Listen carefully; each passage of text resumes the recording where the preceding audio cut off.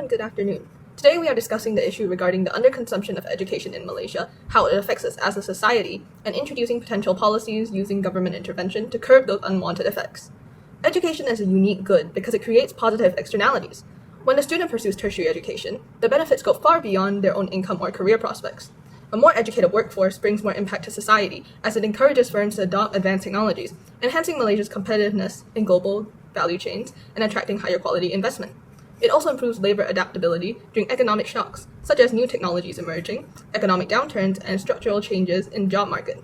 This would mean that the social return to education exceeds the private returns. And without intervention, society ends up with fewer educated workers than is socially optimal. This can slow economic efficiency and limit our long-term national growth. Now let's move on to economic analysis. In the following slide, I will be explaining what is externalities, the types of externalities, the marginal private and social cost or benefit to the society, lastly, the analysis of my diagram. An externalities is a benefit or a cost of a transaction that have impacts on third party who are not involved in the transaction itself. It can either be positive or negative, depends on whether the impacts brings harms or benefits to the third party. This imbalance often leads to market failure, where the market does not take in account of the social benefit and social costs. There are two types of externalities, which is positive externalities and negative externalities.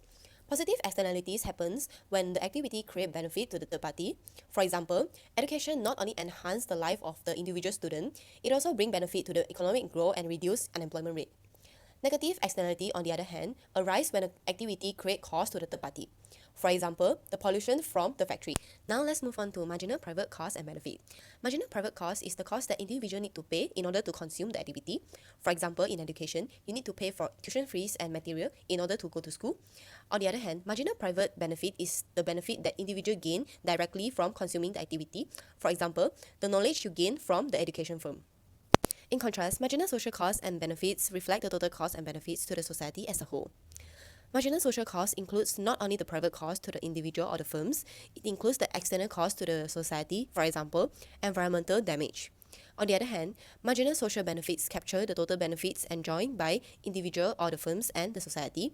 For example, the increase in education will lead to economic growth. Lastly, by looking at my diagram, we can see the marginal private benefits is the initial amount that consume education on their own. To increase this amount of education, our government provide incentives such as scholarship called marginal external benefit to increase the amount of education, which push the marginal private benefits to marginal social benefits. It leads to a shift to the right side, which is the increased number in education. And the intersection of A, B, C represent the marginal external benefits. Malaysia has been working for many years to improve their education system so that it is on par with the rest of the world. One of the ways that the government supports students is through scholarship, grants, and also financial aid, especially for those studying in public universities. But as of recent years, the government has also helped many students that are in private universities. The government also introduced major national plans, such as the National Higher Education Action Plan from 2007 to 2010, and the National Higher Education Strategic Plan beyond 2020. These plans aim to strengthen higher education quality and increase opportunities for more Malaysian students. With stronger monitoring system in place, Malaysia has also seen higher political participation rates, showing that education contributes to more informed and active citizens. The government also heavily invests in digital education funding. This is because technology helps provide a better learning and teaching experience, especially for those students who may not have equal access to internet or quality resources. Government programs offer grants for digital tools, ICT infrastructures, and also teacher training. These efforts improve the accessibility and quality of online education. Digital funding also helps students from low-income and rural areas by giving them devices and internet access. This reduces the digital divide and increases the overall effectiveness and resilience of education delivery throughout Malaysia. Overall, digital education funding plays a major role in enhancing Malaysia's education system and preparing students for a technology-driven world. Besides digital initiative, the Malaysian government also gives grants and subsidies to improve education accessibility. These funds are used to upgrade school facilities, support technological innovation, and assist underprivileged learners. By improving school environment and providing necessary support, the government ensures that every student has an equal chance to learn and access education, regardless of their background. This initiative helped reduce inequality and strengthen the overall quality of the education system. Malaysia uses several key policy instruments to improve education access. Peranti Siswa provides digital devices for B40 students, PTPTN offers loan subsidies and repayment incentives, BAP supports families with early schooling expenses, and JPA or MARA scholarships offer both merit-based and need-based opportunities. When comparing Malaysia to other countries, we see similar goals but different strategies. Singapore uses EduSave grants to reward student performance. Finland offers fully free education at all levels. Brazil supports households through conditional cash transfers, and the US provides Pell Grants for low-income students. Malaysia's incentives show several strengths. They lower financial barriers, increase enrollment, and promote equity for disadvantaged students. But there are challenges including high administrative costs, inconsistencies in implementation, and cases where higher income groups still benefit more. Weaknesses also include a heavy fiscal burden, PTPTN loan defaults, and questions about long-term sustainability.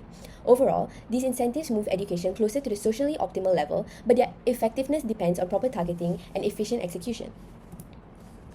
In the case study, these incentives clearly improve access, ease financial pressure on families, and enhance digital and educational resources, contributing to better student outcomes. However, benefits are not always evenly distributed.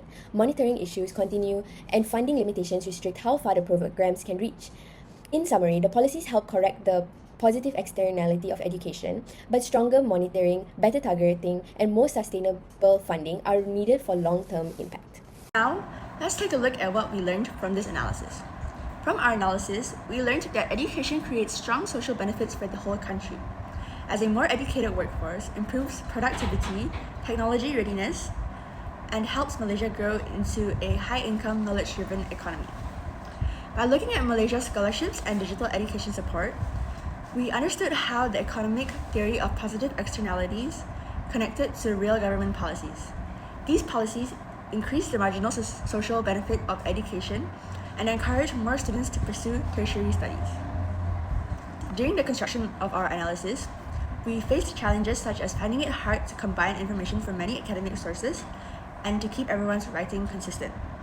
We managed to overcome these problems through clearer communication amongst ourselves, as well as cross-checking each other's sections and refining our ideas together to ensure that our analysis remained consistent and insightful.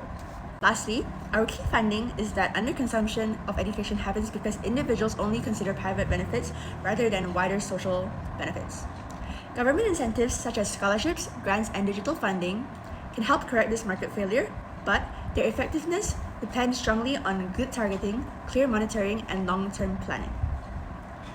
Finally, we recommend that Malaysia continues improving digital access, increases transparency in incentives, and strengthens monitoring to ensure that the support reaches the students who need it the most. Thank you.